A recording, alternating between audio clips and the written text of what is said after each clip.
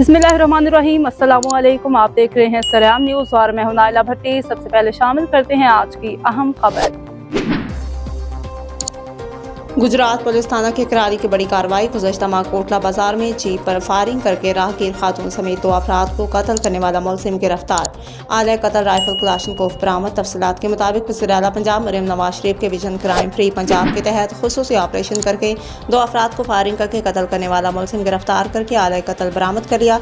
DSP Khariyan circle Chaudhary Shahid Gujjar की ज़ेर निगरानी SHO थाना के करारी इंस्पेक्टर बशारत अहमद ने पुलिस टीम के हमरा कार्रवाई करके गुज़श्ता माह कोटला बाजार में फायरिंग करने वाले मुलजिम आसिफ रजा और रफ़ी सकना जखड़ शर्की को गिरफ्तार किया और मुलजिम ने साथियों के हमरा घात लगाकर मुखालिफिन की जीप पर फायरिंग की, जिससे एक नौजवान शाहिद रजा मौका पर ही दम तोड़ गया। वाक़े में एक राहगीर खातून आसिफ बीबी भी फायरिंग की जद में आकर जान बहक हुई। गिरफ्तार मुलजिम से आले कत्ल राइफल क्लाशनकोफ बरामद कर ली गई है, जबकि मज़ीद तफ्तीश जारी है।